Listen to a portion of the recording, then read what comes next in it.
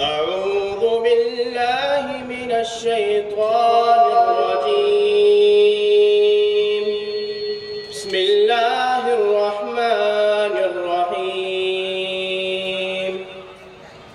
إنا أنزلناه قرآنا عربيا.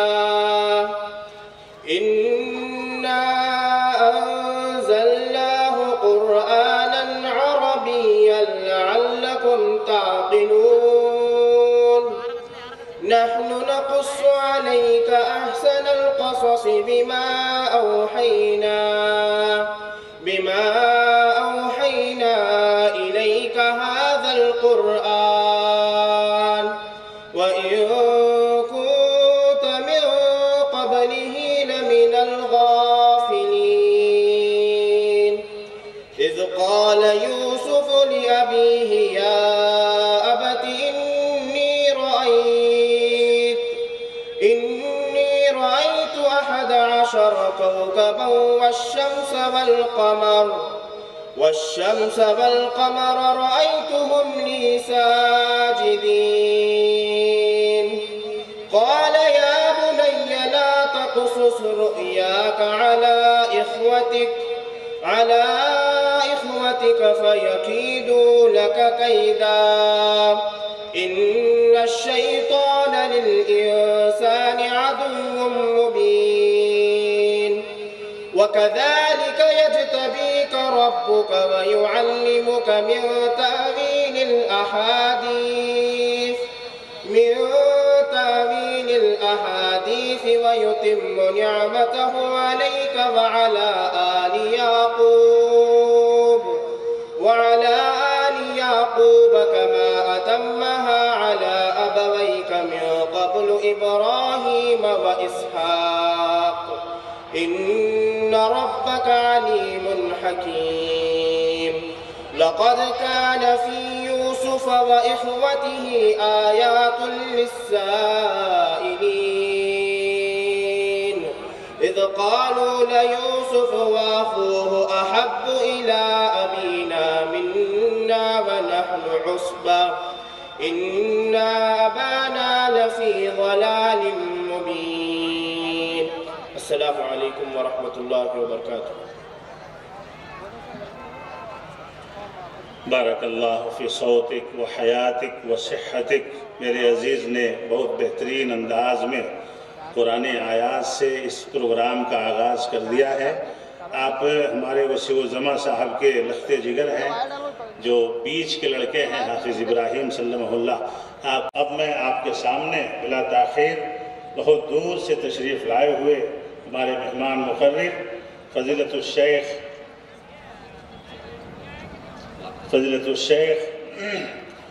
عمر فاروق مدنی کو دعوت دینے جا رہا ہوں.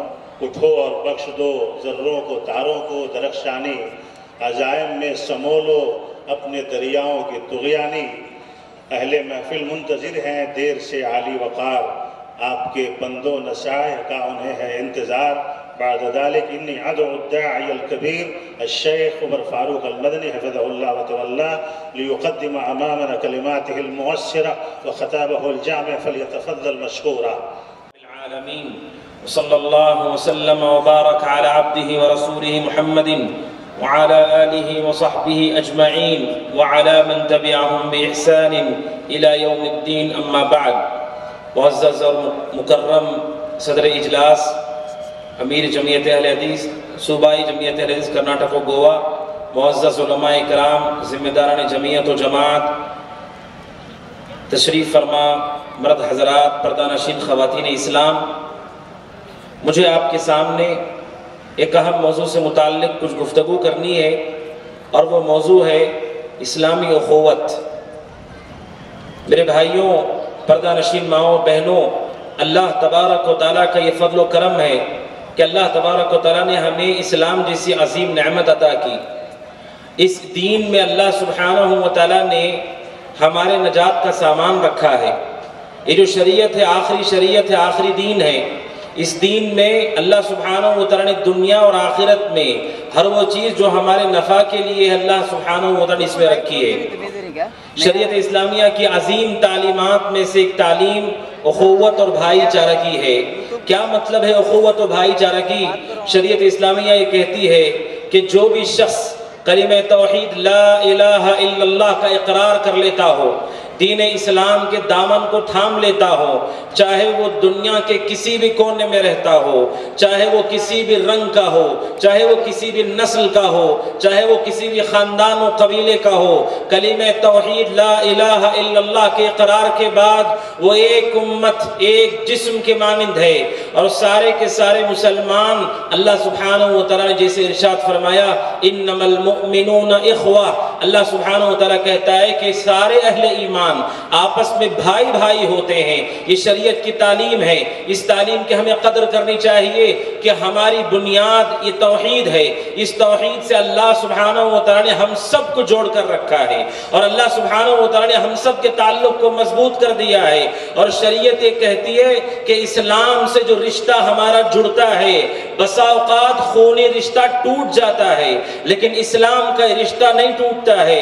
حضرت نوح علیہ السلام کو دیکھیے کہ جب اللہ سبحانہ و تعالیٰ نے قوم نوح کو عذاب میں مبتلا کیا، حضرت نوح علیہ السلام نے اپنے بیٹے کو دیکھا، اور حضرت نوح علیہ السلام اپنے بیٹے کو پکارتے ہیں یا بنی ارکب معنا، اے میرے بیٹے میرے ساتھ سوار ہو جا۔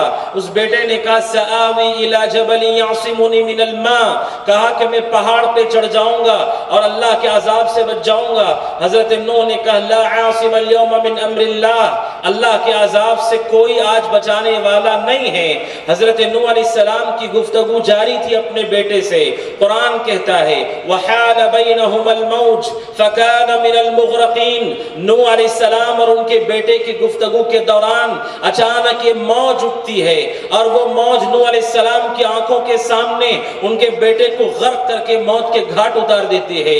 آپ سوچو میرے بھائیوں، حضرت نوح علیہ السلام کی اس کشتی میں جو تھوڑے سے اہل ایمان تھے، کیا وہ حضرت نوح کے سارے رشتہ دار تھے؟ نہیں، قرآن کہتا ہے نوح کی کشتی میں اہل ایمان کے ساتھ جانوروں کے جوڑے بھی اس پہ شریک تھے، لیکن حضرت نوح علیہ السلام کی کشتی میں ان کا اپنا سگا بیٹا نہیں شامل ہو سکا۔ کیوں؟ کیونکہ ایمان کے رشتے سے وہ بندھا ہوا نہیں تھا۔ اسی لیے اہل علم کہتے ہیں خون کے رشتے بھی ختم ہو جاتے ہیں مگر ایمان کا رشتہ ختم نہیں ہوتا ہے، یہ رشتہ ہمیں آپس میں جوڑ کر رکھتا ہے۔ اللہ سبحانہ وتعالیٰ کہتا ہے وَاعْتَصِمُوا بِحَبْلِ اللَّهِ جَمِيعًا وَلَا تَفَرَّقُوا، اللہ کہتا ہے اللہ کے رسی کو آپس میں مضبوطی سے پکڑو، وَلَا تَفَرَّقُوا، اور آپس میں تفرقہ نہ کرو، اختلاف نہ کرو، وَاذْكُرُوا نِعْمَةَ اللَّهِ عَلَيْكُمْ إِذْ كُنْتُمْ أَعْدَاءً، اللہ کہتا ہے یاد کرو اس وقت کو جب تم آپس میں ایک دوسرے کے دشمن تھے، فَأَلَّفَ بَيْنَ قُلُوبِكُمْ، اللہ سبحانہ وتعالیٰ نے تمہارے دلوں میں الفت پیدا کی، فَأَصْبَحْتُمْ بِنِعْمَتِهِ إِخْوَانًا، اور تم اللہ کی نعمت سے آپس میں بھائی بھائی ہو گئے، وَكُنْتُمْ عَلَى شَفَا حُفْرَةٍ مِّنَ النَّارِ، اور تم جہنم کے گڑھے کے کنارے پہنچ گئے تھے، فَأَنْقَذَكُمْ مِنْهَا، اور میں نے تمہیں اس گڑھے سے دور کر دیا، اس جہنم سے دور کر دیا۔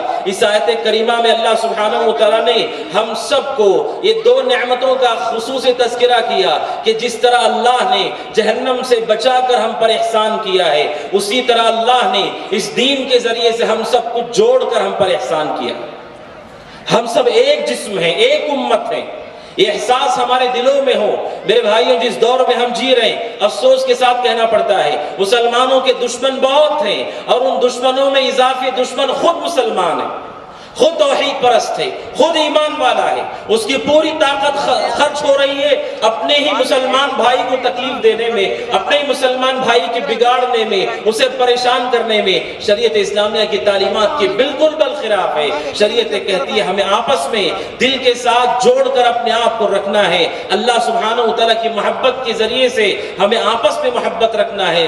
شریعت نے ہم سب کو اخوت کی تعلیم دی اور کہا کہ یہ اللہ کی بہت بڑی نعمت ہے، اور جن کے پاس یہ نعمت نہیں ہوتی ان کا کیا انجام ہوتا ہے کہ وہ آپس میں لڑ کر کے ختم ہو جاتے ہیں، ان کی صلاحیتیں ختم ہو جاتی ہیں، ان کی طاقتیں ختم ہو جاتی ہیں، آپس میں ایک دوسرے کو نقصان پہنچانے۔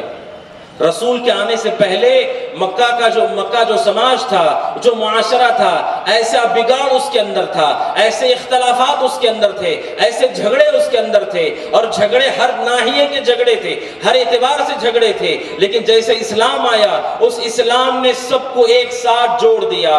حضرت ابو بکر صدیق رضی اللہ عنہ ہوں جو مکہ کے رہنے والے ہوں، سعد بن عبادہ ہوں جو مدینہ کے رہنے والے ہوں، سلمان فارسی ہوں جو فارس کے رہنے والے ہوں، صہیب رومی ہوں جو روم کے رہنے والے ہوں، چاہے وہ جہاں کے رہنے والے ہوں، بلال حبشی ہوں جو حبشہ کے رہنے والے ہوں، ان سب کو قرآن نے توحید کی بنیاد پر ایک کر دیا۔ سارے امتیازات ختم ہو گئے، نہ گورا نہ کالا، نہ عربی نہ عجمی۔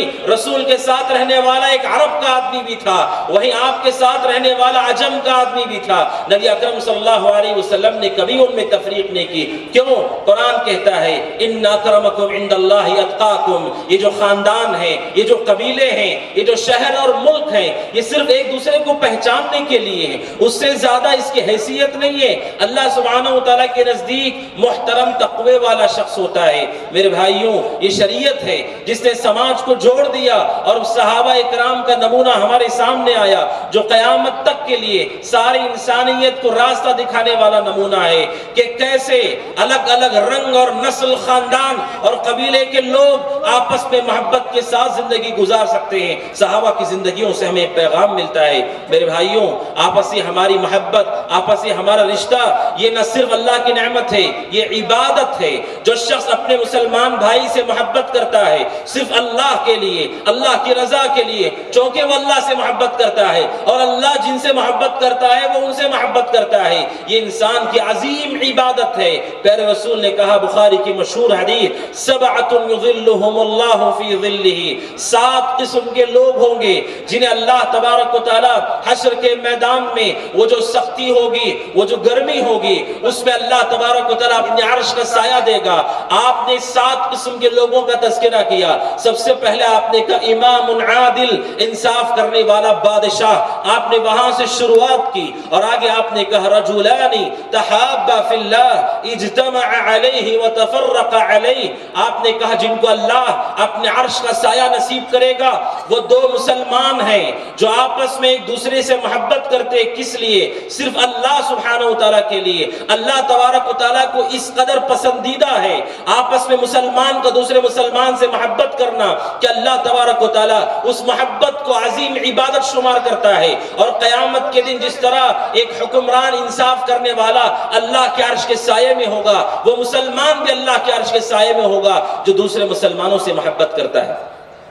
میرے بھائیوں، ضرورت ہے کہ ہم اپنے درمیان اخوت و بھائی چارگی کی فضا کو ہموار کریں، اور وہ ہر وہ راستہ جس راستے سے ہمارے تعلقات بگڑ سکتے ہوں، خراب ہو سکتے ہوں، اس سے چوکن نہ رہیں، اس سے دور رہیں۔ خاص طور پر توحید پرست جو توحید میں آ چکے ہیں۔ صحیح مسلم کی ایک حدیث ہے جس حدیث میں پیارے رسول نے فرمایا ان الشیطان قد آئس ان یعبدہ المصلون فی جزیرۃ العرب، اللہ کے نبی نے فرمایا علیہ السلام کہ شیطان مایوس ہو چکا ہے، ابلیس مایوس ہو چکا ہے، مکہ فتح ہو گیا، بتوں کو گرا دیا گیا، کعبۃ اللہ کو پاک کر دیا گیا، اور اہل ایمان نے اعلان کر دیا آج کے بعد کوئی آدمی مسجد حرام کے سامنے قریب نہ آئے جو مشرک ہو۔ اللہ تبارک و تعالی شرک کو ختم کر دیا اور شرک کے مظاہر کو مٹا دیا۔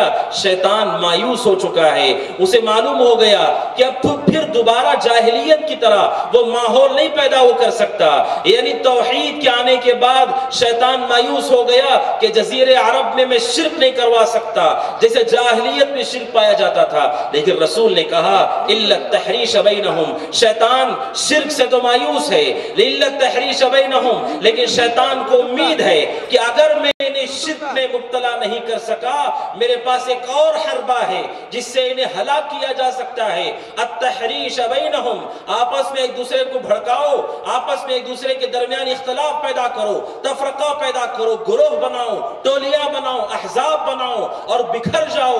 شیطان نے جہاں شرک سے مایوسی ظاہر کی، وہی شیطان کو امید ہے توحید پرستوں کے پاس شیطان شرک کی کوشش کرنے کے بعد دوسرے جس راستے سے وہ آتا ہے وہی اختلاف اختلاف کا راستہ ہے، انتشار کا راستہ ہے، تحریش کا راستہ ہے، بغض اور عداوت کا راستہ ہے۔ میرے بھائیوں، توحید پرستوں کو زیادہ چوکنا رہنے کی ضرورت ہے۔ آپ نے توحید کو قبول کر لیا، اب شیطان یہ چاہتا ہے اگر آپ شرک نہیں کر سکتے تو کم از کم آپ کے تعلقات مسلمانوں سے خراب ہو جائیں، آپ کا دل فاسد ہو جائے۔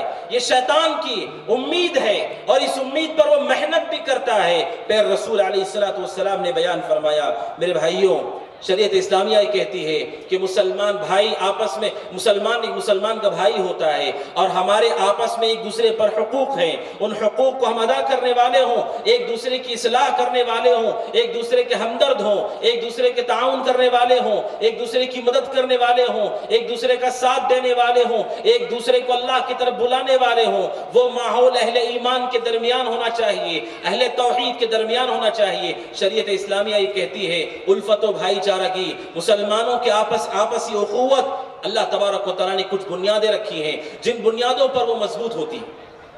کیسے ہم آپسی رشتوں کو بہتر کر سکتے ہیں؟ سب سے پہلی بنیاد اس کی یہ ہے اپنے دل کی اصلاح کریں۔ میں بھی اور آپ بھی سب سے پہلے دلوں کی اصلاح کریں، کیونکہ دل ہی اصل مرکز ہے۔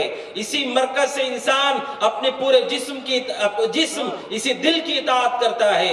اپنے دل کی اصلاح کریں۔ اہل ایمان، اہل توحید، سنت پر چلنے والے، متبعین سنت، صحابہ کے منہج پر چلنے والوں سے ہمارے دل میں کوئی کدورت نہ ہو، بغض و عداوت نہ ہو، دشمنیاں نہ ہو، اور یہ دل کی صفائی ہمارے لیے حقوق کی ادائیگی کا راستہ آسان کرتی ہے۔ اگر ہمارے دلوں کے اندر بغض ہو، عداوت ہو، دشمنیاں ہو، تو ہم اللہ تبارک و تعالیٰ کے وہ محبوب بندے بن کر آپس میں ایک دوسرے کے حق ادا کرنے والے نہیں ہو سکتے۔ دلوں کی اصلاح سب سے پہلے ضروری ہے الفت و بھائی چارگی کے لیے۔ قرآن کریم کہتا ہے یحبون من ہاجر الیہم۔ ایک صحابہ کی قسم ہوتی جو مکہ میں رہنے والے تھے، مہاجرین، دوسری قسم تھے انصار، وہ لوگ جو مدینہ میں رہنے والے صحابہ تھے۔ قرآن کہتا ہے کہ جب لوگ مکہ سے ہجرت کر کے مدینہ آتے تھے، اپنے مال و دولت کو چھوڑ کر فقیری کے عالم میں وہ جب مدینہ ہجرت کر کے آتے، انصار نہ صرف یہ کہ مہاجرین کی مدد کرتے تھے، ان کا تعاون کرتے تھے، ان کا ساتھ دیتے تھے، بلکہ قرآن کہتا ہے یحبون من ہاجر الیہم، کہ وہ اپنے مہاجرین بھائیوں سے محبت بھی کرتے تھے، ان سے محبت رکھتے تھے۔ یہ ان کے دل کا وصف ہے کہ وہ ان سے محبت کرتے تھے، اور اسی محبت سے حقوق کا راستہ آسان ہوتا ہے۔ میرے بھائیوں، ہمیں اپنے دلوں کی اصلاح کرنے کی ضرورت ہے، اور پیارے رسول نے کہا دب الیکم داء الامم قبلکم، ہماری امت میں بھی ایک بیماری ہے جو پرانی امتوں کی بیماری ہمارے اندر آ گئی ہے۔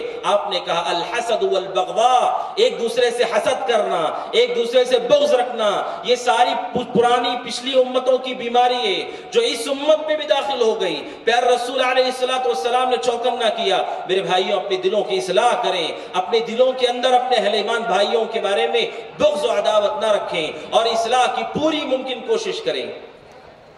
صحیح بخاری کی روایت ہے صحابہ اکرام کس قدر اس کا خیال کیا کرتے تھے۔ صحیح بخاری کی روایت ہے عمر بن خطاب رضی اللہ تعالیٰ عنہ کی جو بیٹی حضرت حفصہ رضی اللہ تعالیٰ عنہ وہ بیوہ ہو گئی، ان کے شوہر کا انتقال ہو گیا، جو بدری صحابی تھے، انتقال ہو گیا۔ انتقال ہونے کے بعد حضرت عمر رضی اللہ عنہ اپنی بیٹی کا نکاح کرانا چاہتے تھے۔ انہوں نے سب سے پہلے حضرت عثمان بن عفان کو پیغام دیا، کہا میری بیٹی حفصہ بیوہ ہو گئی ہے اور میں چاہتا ہوں کہ تم میری بیٹی سے نکاح کر لو اور میں تم پر اس کے نکاح کو پیش کرتا ہوں۔ حضرت عثمان نے کہا مجھے تھوڑی مہلت چاہیے، تھوڑا وقت چاہیے، میں سوچ کر بتاؤں گا۔ حضرت عثمان رضی اللہ عنہ نے وقت لیا، اور پھر حضرت عثمان رضی اللہ عنہ نے بعد میں معذرت کر لی حضرت عمر سے کہ وہ ابھی نکاح نہیں کرنا چاہتے۔ حضرت عمر بن خطاب نے دوسری پیشکش کی حضرت ابو بکر کو، کہا ابو بکر سے میری بیٹی حفصہ بیوہ ہو گئی ہے، میں چاہتا ہوں آپ اس سے نکاح کر لیں۔ حضرت ابو بکر صدیق رضی اللہ تعالیٰ عنہ نے حضرت عمر کی اس پیشکش پر کوئی جواب نہیں دیا، کچھ نہیں کہا، خاموش ہو کر کے وہاں سے چلے گئے۔ کچھ دنوں کے بعد رسول اکرم صلی اللہ علیہ وسلم نے حضرت عمر کی بیٹی حفصہ کو نکاح کا پیغام دیا اور نکاح بھی ہو گیا الحمدللہ.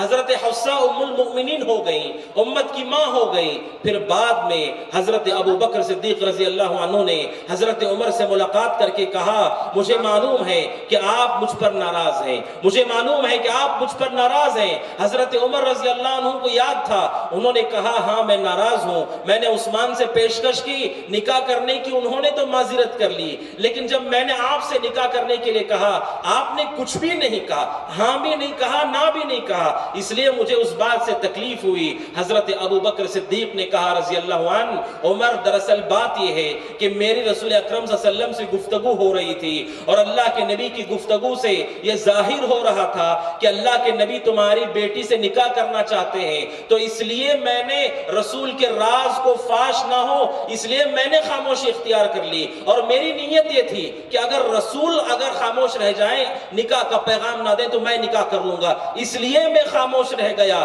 حضرت عمر رضی اللہ عنہ کو عذر بھی بیان کیا اور واضح کیا کس لیے حضرت عمر رضی اللہ تعالیٰ عنہ سے کے سامنے وہ خاموش رہ گئے تھے. سبحان اللہ میرے بھائیوں, آپ دیکھیے معاملات کی کس قدر وضاحت اور صفائی ہے. حضرت ابو بکر صدیق رضی اللہ عنہ اس امت کے سب سے افضل ترین شخص, اس ایک شخص سے معذرت کرتے ہیں اس خاموشی پر جو خاموشی انہوں نے اختیار کی تھی نکاح کے پیغام پر, تاکہ سامنے والے کو تکلیف نہ ہو. آپ سوچیں سبحان اللہ, اس امت کا سب سے افضل ترین شخص کیسا پاک دل رکھتا ہے وہ, اور کس قدر حساس ہے. اہل ایمان سے معاملہ کرتے ہوئے ایک مجلس میں ہونے والی بات کو یاد رکھ کر حضرت ابو بکر نے اس معاملے کو کلیئر کیا, صاف کیا, واضح کیا, تاکہ حضرت عمر کے ناراضگی دور ہو. میرے بھائیوں ہم سب کے لیے پیغام ہے, ہم آپس میں ایک دوسرے کے ساتھ معاملات کرتے ہیں, غلطی مجھ سے بھی ہوتی ہے, آپ سے بھی ہوتی ہے. شریعت کہتی ہے جس قدر ممکن ہو دلوں کی اصلاح کرو اور اصلاح کر کے اپنے معاملات کو بہتر کرو. دلوں کی اصلاح اخوت و بھائی چارگی کے لیے ضروری ہے. دلوں میں بغض و عداوت سے ہمارے رشتے تباہ و برباد ہو جاتے ہیں, تعلقات ختم ہو جاتے ہیں, اور آپس میں ایک دوسرے کی دشمنی ہماری دنیا بھی تباہ کرتی ہے اور آخرت بھی تباہ کرتی ہے. اور شریعت یہ کہتی ہے آپسی الفت اور محبت کے لیے ایک اہم اور دوسری بنیاد ہے, وہ دوسری بنیاد یہ ہے میرے بھائیوں الفت و محبت کے لیے کہ مسلمان کو چاہیے, مومن کو چاہیے کہ اپنے مسلمان بھائی کو معاف کرے. غلطی ہر ایک سے ہوتی ہے, دنیا میں کوئی کامل نہیں ہے, اللہ ہے جو کامل ہے, اس کے اندر کوئی عیب نہیں ہے, ہر انسان کے اندر کمی ہے. معاف کرو, معاف کرنے سے ہمارے معاملات درست ہوں گے, ہمارے دل بہتر ہوں گے, ہمارے تعلقات استوار ہوں گے. دلوں میں ضد لے کر نہ بیٹھو, ایک دوسرے کو معاف کرو. اللہ تبارک و تعالیٰ معاف کرنے والوں کو بہت پسند کرتا ہے. میرے بھائیوں آج ہمارے جو تعلقات, ہماری جو اخوت و بھائی چارگی کو نقصان پہنچانے والی چیز ہے وہ کیا ہے؟ یہی ضد ہے کہ میں نہیں چاہتا کہ اس آدمی کو معاف کرو جس نے مجھے کبھی ستایا ہے, کبھی مجھے برا کہا ہے, کبھی مجھے تکلیف دی ہے, اور میں اسے معاف نہیں کرنا چاہتا. اور معاف نہ کرنے کی وجہ سے علماء کہتے ہیں جو آدمی معاف نہیں کرتا ہے اس کا نقصان یہ ہے کہ وہ کبھی بھی شیطان کے ہاتھوں شیطان کا کھلونا بن سکتا ہے. چونکہ آپ نے معاف نہیں کیا, جیسے دشمنی ادا کرنے کا آپ کو موقع ملے گا فوراً آپ دشمنی ادا کریں گے. معاف کرو, معاف کرنے میں آپ کے دل کو بھی راحت ہے, آپ کا دین بھی بچے گا, آپ شیطان کے مکر سے بھی بچ کر رہیں گے. معاف کیجئے. آج آپ دیکھیے چھوٹے موٹے معاملات کو ہم معاف نہیں کرتے, چھوٹی موٹی غلطیوں کو بھی ہم معاف نہیں کرتے. اللہ تبارک و تعالیٰ کو کتنا پسندیدہ ہے کہ لوگ ایک دوسرے کو معاف کریں. حضرت عائشہ رضی اللہ تعالیٰ عنہ پر ایک بہت بھیانک مجرموں نے تہمت لگائی, منافقوں نے غزوہ بنو المصطلق کے موقع پر حضرت عائشہ رضی اللہ تعالیٰ عنہ پر بے حیائی کا الزام لگایا گیا, نعوذ باللہ. اس الزام لگانے میں منافقین نے بڑا کردار ادا کیا, اور جب وہ فتنہ پھیل گیا چند مسلمان بھی اس کی زد میں آ گئے. جو لوگ اس فتنے کے زد میں آ گئے ان میں سے ایک شخص ہے مصطح بن اساسہ, جنہوں نے بعد میں توبہ کر لی, اللہ سے معافی مانگ لی. حضرت مصطح بن اساسہ ہیں جو اس فتنے کا شکار ہو گئے. کون کون ہے مستح بن اساسہ؟ مستح بن اساسہ ایک صحابی ہیں جو بدری صحابی ہیں، مہاجرین میں سے ہیں، ایسے صحابی ہیں جن کے بارے میں اہل علم نے کہا جو فقیر تھے، ان کے پاس مال نہیں تھا، اور یہ حضرت ابو بکر کے رشتہ دار بھی تھے، خالہ زاد بھائی تھے۔ جب حضرت ابو بکر کو پتا چلا کہ میری بیٹی پہ ایسی تہمت لوگوں نے لگا دیے، حضرت ابو بکر صدیق کو یہ بھی پتا چلا کہ ان لوگوں میں مستح بن اساسہ بھی ہیں، حضرت ابو بکر صدیق نے کہا رضی اللہ عنہ، آج کے بعد میں مستح بن اساسہ پر کوئی چیز خرچ نہیں کروں گا، کچھ خرچ نہیں کروں گا۔ کیوں؟ حضرت ابو بکر صدیق رضی اللہ عنہ مستح بن اساسہ کا خرچہ اٹھایا کرتے تھے، ان کا گھر چلایا کرتے تھے۔ جب پتا چلا کہ میری بیٹی پر تہمت لگانے والوں میں اس فتنے میں یہ بھی گر گئے، حضرت ابو بکر نے قسم کھا لی آج کے بعد مستح پر کوئی چیز خرچ نہیں کروں گا۔ کتنی تکلیف ہوگی جب انسان دیکھے کہ دشمنوں کی فہرست میں ہمارا اپنا رشتہ دار بھی کھڑا ہے، وہ بھی ہمارے خلاف ہو گیا ہے۔ بڑی تکلیف اور اذیت کی بات ہے، اور وہ بات کیا ہے؟ بیٹی پر الزام لگا ہے۔ آپ سوچو کہ حضرت ابو بکر کو کتنی تکلیف ہوئی ہوگی کہ میرا خالہ زاد بھائی بھی ہے اور اس کا میں خرچہ بھی اٹھاتا ہوں، اور وہ اس فتنے میں گر گیا کہ میری بیٹی پر تہمت لگی ہے۔ حضرت ابو بکر نے قسم کھائی آج کے بعد مستح پر میں کوئی چیز خرچ نہیں کروں گا۔ اللہ سبحانہ وتعالی نے اسے پسند نہیں کیا۔ اللہ نے کہا وَلَا يَأْتَلِ أُولُو الْفَضْلِ مِنْكُمْ وَالسَّعَةِ، اللہ کہتا ہے تم میں سے جو فضیلت والے لوگ ہیں، ابو بکر کو کہا جا رہا ہے تم میں سے جو فضیلت والے لوگ ہیں، تم میں سے جو فضل والے لوگ ہیں، وَالسَّعَةِ، اور تم میں سے جو مالدار ہیں، انہیں قسم نہیں کھانا چاہیے کہ وہ فقیروں پر خرچ نہیں کریں گے۔ اللہ نے آگے کہا وَلْيَعْفُوا وَلْيَصْفَحُوا، معاف کر دو، وَلْيَعْفُوا، معاف کر دو، وَلْيَصْفَحُوا، بھول جاؤ اس غلطی کو۔ توبہ کر لی انہوں نے، معاف کر دو، بھول جاؤ اس غلطی کو۔ حضرت ابو بکر صدیق رضی اللہ عنہ پر اللہ کے نبی نے قرآن کی آیت پڑھی کہ اللہ نے تمہارے لیے قرآن کی آیت نازل کی ابو بکر، اللہ تبارک و تعالیٰ کہتا ہے تمہیں قسم نہیں کھانا چاہیے کہ اس پہ خرچ نہیں کروں گا۔ اللہ کہتا ہے معاف کرو اور نظر انداز کرو۔ الا تحبون ان یغفر اللہ لکم، کیا تم نہیں چاہتے کہ اللہ تبارک و تعالیٰ تمہیں معاف کرے؟ حضرت ابو بکر نے جب آیت سنی انہوں نے کہا اللہ میں چاہتا ہوں تو مجھے معاف کر دے، میں بے شک چاہتا ہوں تو مجھے معاف کر دے۔ حضرت ابو بکر صدیق رضی اللہ عنہ نے مستح بن اساسہ کو معاف کر دیا، اور آگے کہا بخاری کے الفاظ ہیں کہ میں آج کے بعد کبھی بھی مستح بن اساسہ پر کبھی کوئی خرچ نہیں روکوں گا، میں ان کے گھر کا خرچ دیتا رہوں گا۔ بیٹی پر تہمت لگی، اس تکلیف سے گزرنے والے صحابی رسول ابو بکر صدیق کو قرآن کہتا ہے معاف کرو اسے۔ چھوٹی چھوٹی باتوں کو لے کر ہم ایک دوسرے کو معاف کرنے کے لیے تیار نہیں۔ قرآن کہتا ہے اس کو بھی معاف کرو، تم انہیں معاف کرو، اللہ تمہیں معاف کرے گا۔ کتنے بڑے بڑے گناہ کر کے ہم زمین پہ چلتے ہیں، اگر اللہ ہمیں اپنے گناہوں کے عوض پکڑے، آپ اور مجھ میں سے کوئی زمین پر زندہ نہیں رہے گا۔ وہ خالق ہمارے گناہوں کو معاف کرتا ہے۔ شریعت یہ کہتی ہے اپنے بھائیوں کو بھی معاف کرو، معاف کرو اپنی بھائیوں کو، اپنی بہنوں کو معاف کرو، رشتہ داروں کو معاف کرو، نظر انداز کرو، اللہ کے لیے انہیں معاف کرو۔ اس کے ذریعے سے کیا فائدہ ہوگا؟ اس کا فائدہ یہ ہوگا آپ کو بھی اطمینان ہوگا، اور اللہ تبارک و تعالیٰ آپ کے اجر کو ضائع نہیں کرے گا، اللہ آپ کو بھی معاف کرے گا۔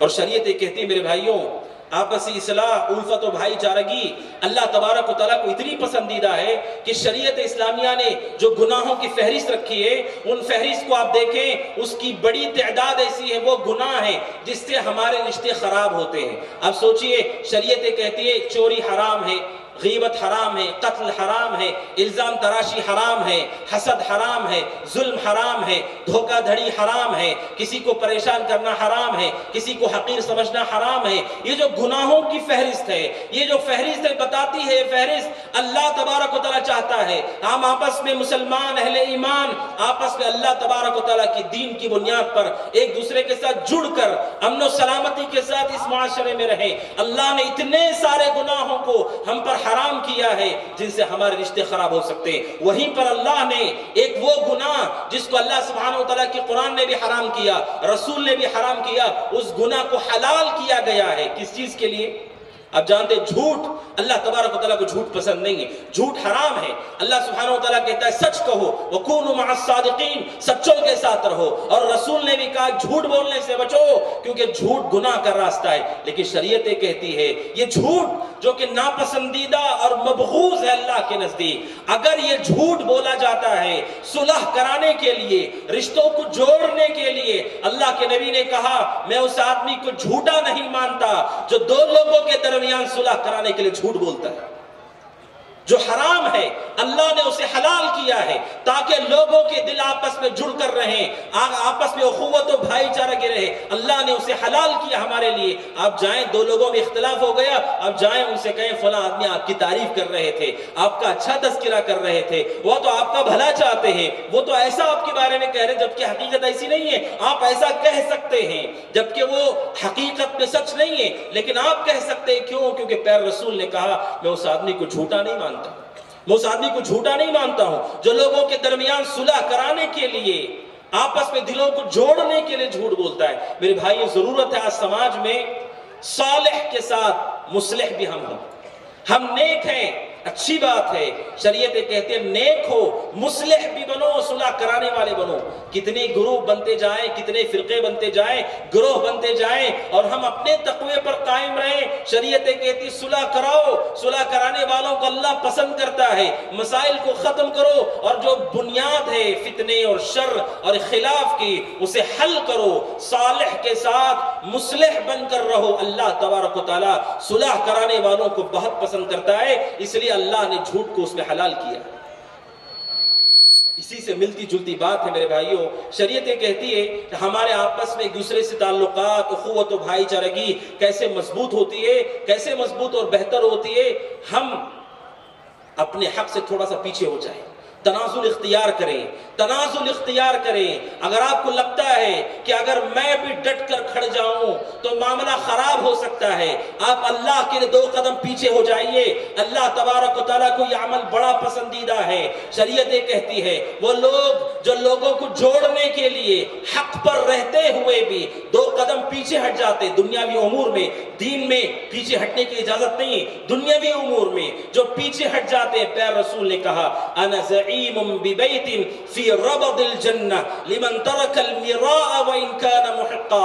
ابو داؤد کی حدیث ہے، پیارے رسول نے کہا میں جنت میں گھر کی ضمانت دیتا ہوں اس شخص کو، لمن ترک المراء، جو جھگڑا چھوڑ دے، وان کان محقا، اگرچہ کہ وہی حق پر ہے، حق پر رہتے ہوئے جو اللہ کے لیے جھگڑا چھوڑ دے، اگرچہ کہ وہ حق پر ہے، آپ نے کہا میں ضمانت دیتا ہوں جنت کے کنارے اسے گھر ملے گا، جنت کے کنارے اللہ اسے گھر دے گا۔ آپ تنازل اختیار کیجئے۔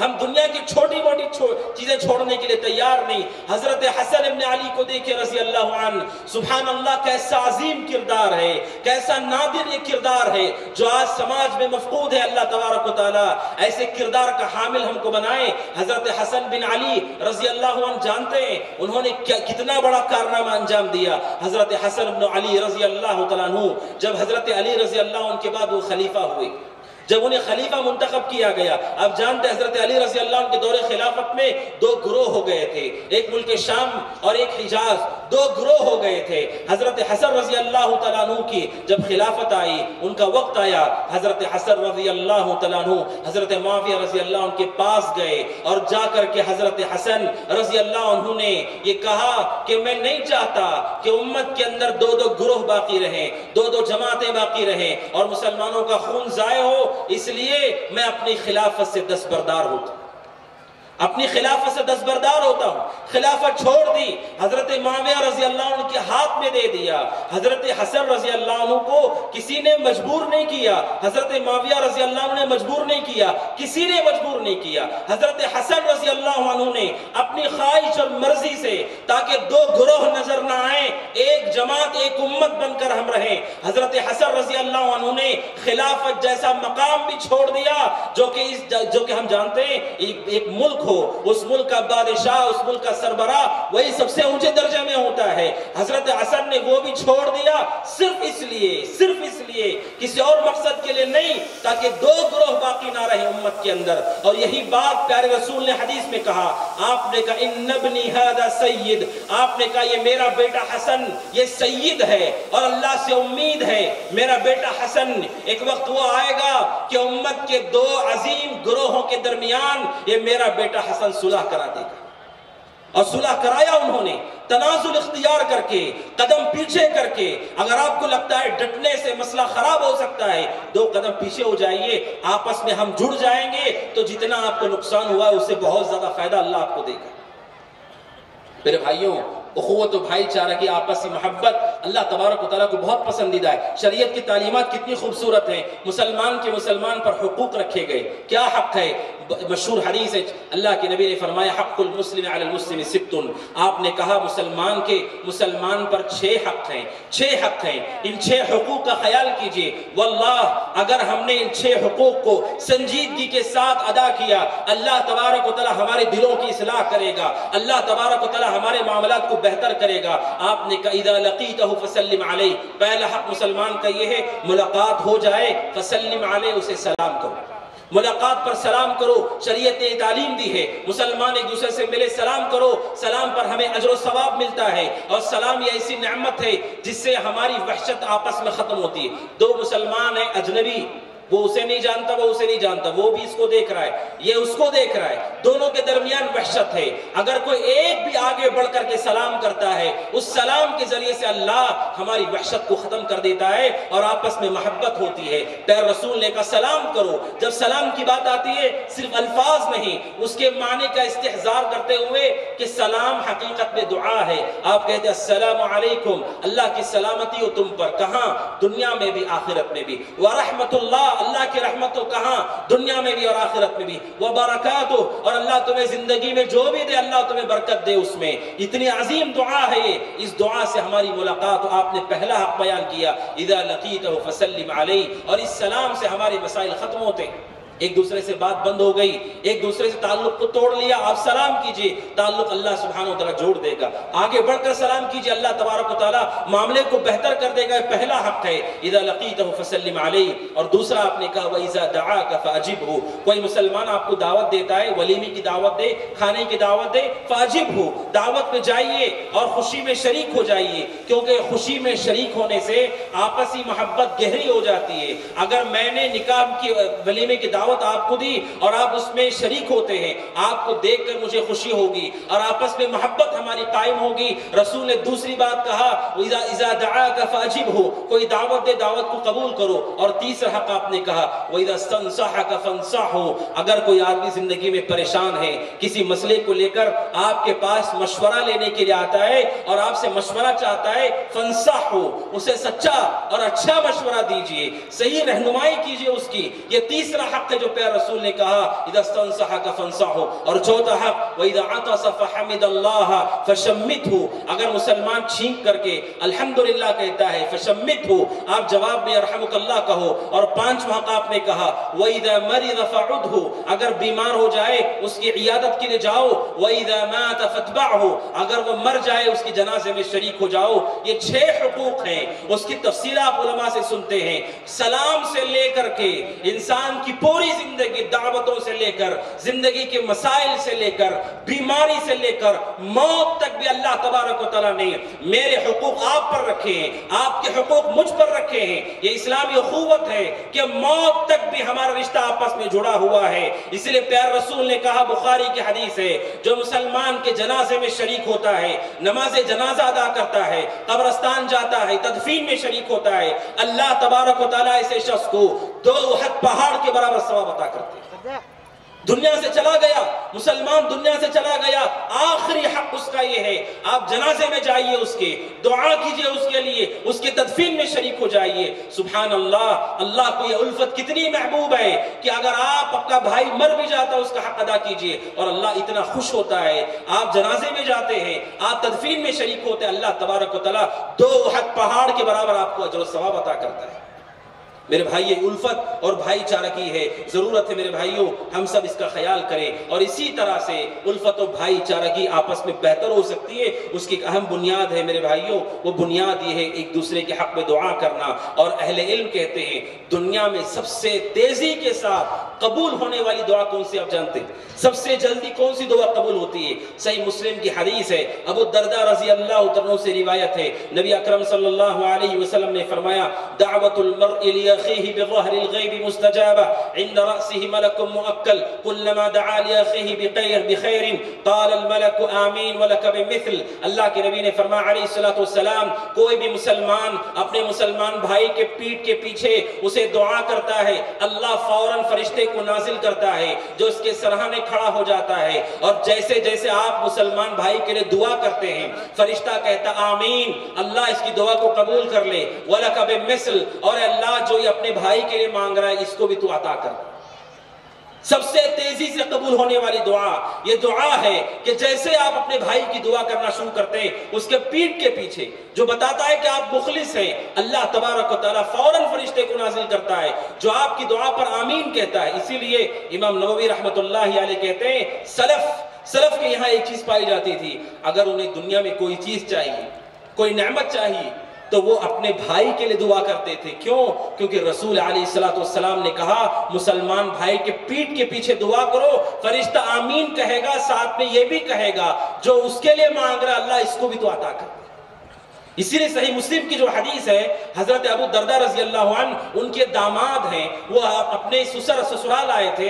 جب سسرال آئے ابو دردہ کی بیوی حضرت ام دردہ نے پوچھا کیا تم اس سال حج کرنا چاہتے ہو؟ ان کے داماد نے کہا ہاں میں حج کرنا چاہتا ہوں. کہا اگر تم حج کرنا چاہتے ہو تو پھر ہمارے لیے دعا کرو ہمارے لیے دعا کرو.